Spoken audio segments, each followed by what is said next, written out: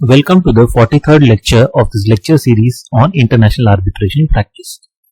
This lecture is a part of chapter 3 on responding to notice invoking arbitration and defenses. In the last lecture, we discussed drafting a response to the notice of arbitration through the response to the notice of arbitration in Nord Stream 2 AG versus European Union, PCA case number 2020 of 7. Dated 24 October 2019. We discussed the introductory and the procedural aspect portions of the response. In this lecture, we examine the remaining portions of the response. The next part of the response is on procedural matters. First in procedural matters is the number of arbitrators.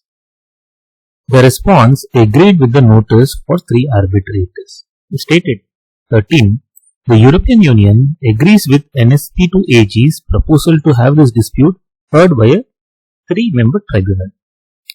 Please recollect that response to notice of arbitration is also important because it communicates the appointment of arbitrator to the other side.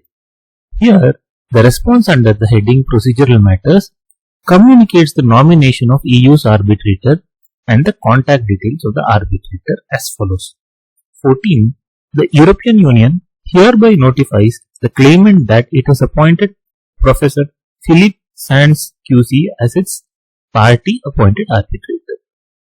Since the arbitration is to be conducted under the unsettled arbitration rules and there could be disputes regarding the appointment of arbitrators such as challenge, etc., as it happens in this case. Hence, parties appointing authorities under the said rules. In this case, EU challenged the appointment by Nord Stream 2 AG of its nominee arbitrator, for which Nord Stream 2 AG proposed the Secretary General of the Permanent Court of Arbitration as appointing authority. EU agreed to this choice for challenge proceedings and stated 15. In its initial response to the EU's notice of challenge of Mr. Peter Rees QC as arbitrator, NSP2 AG has proposed that the parties agree to designate the Secretary General of the Permanent Court of Arbitration as the appointing authority for the purposes of this arbitration to decide on the EU's challenge and to fulfill all other roles of the appointing authority under the unsettled arbitration rules as necessary. 16. The European Union hereby agrees to designate the Secretary General of the Permanent Court of Arbitration as appointing authority. 17. The European Union further agrees that the Secretary General of the Permanent Court of Arbitration as appointing authority decides on the EU's challenge against Mr. Peter Rees QC pursuant to the applicable unsettled arbitration rules. Since the arbitration under unsettled arbitration rules are ad hoc arbitration, it is common practice to appoint an arbitral institution to administer the arbitration, including taking care of fee, deposits, etc. Hence, EU proposed in its response, 18, the European Union further proposes that the Permanent Court of Arbitration be tasked by the parties with the administration of this arbitration. Next, under the head Procedural Matters is language. The response states, NSP2 AG has proposed that the language of the arbitration shall be English. The European Union agrees with this proposal. Next is the seat of arbitration. The response states, the European Union considers that the seat of arbitration should be in an EU member state. Next is the address or email address for communication. The response states, 22. The European Union is represented in these arbitration proceedings by the legal service of the European Commission, which has appointed the following persons as agents. 23. The European Union proposes to make all subsequent communications regarding this dispute exclusively via email. To this end, the European Union has established the following functional mailbox. 24. The direct email addresses of the European Union's agents are as follows. 25. The European Union requests the claimants to address all communications to the agents and to send them to the functional mailbox as well as the direct email addresses of the European Union's agents. the last provision under the head procedural matters is transparency.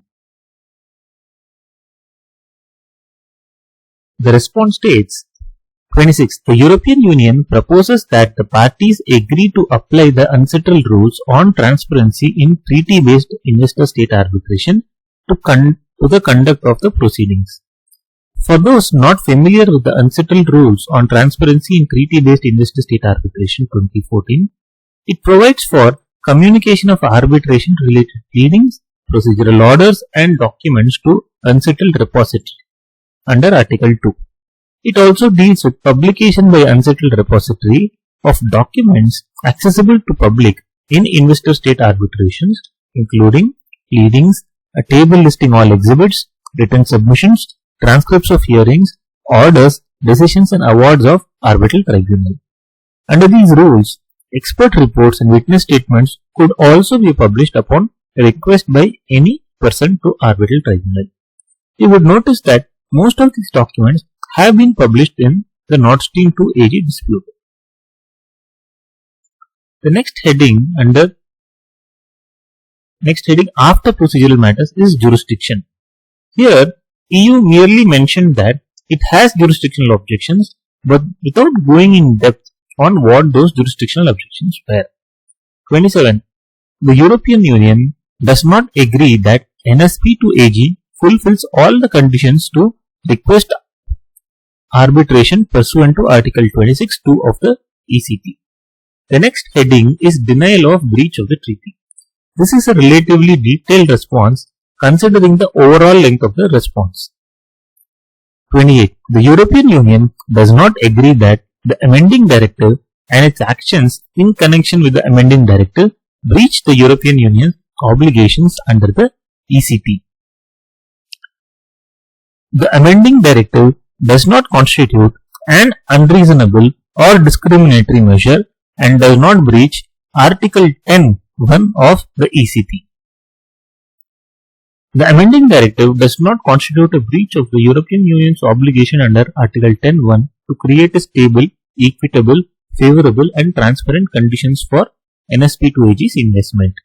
The amending directive does not constitute a breach of the EU's obligation under Article 10(1) to accord NSP2AG's investment fair and equitable treatment. The amending directive does not constitute a breach of EU's obligation to provide NSP2AG's investment constant protection and security and does not breach Article 10(1) of the ECT. The amending directive does not constitute a breach of the EU's obligation pursuant to Article 10(7) of the ECT to provide NSP2AG with treatment no less favorable than which it accords to investments of its own investors or of the investors of any other country or any third states. And the application of the amending directive to NSP2AG and Nord Stream 2 will not have an effect equivalent to an expropriation and does not constitute a breach of Article 13 of the ECT. Now, one would notice that this aspect of the response deals with each of the allegations of the breach of the Energy Charter Treaty. This is important, and one can probably draw inspiration from the fundamental rule of pleading that every allegation is to be addressed specifically. On relief and damages sought by Nord Stream 2, EU stated 29, the European Union disputes that NSP2AG has suffered any losses as a result of any EU measure allegedly violating obligation under Part 3 of the ECT. The EU further denies NSP2AG's right to any declaratory or interim injunctive relief or costs in connection with this proceedings. Lastly, on costs, EU stated, the EU confirms it will be seeking its full costs. So, in the last few lectures, we have seen how a response to notice of arbitration under the unsettled arbitration rules is drafted. More on this topic in the next lecture. Bye bye and take care.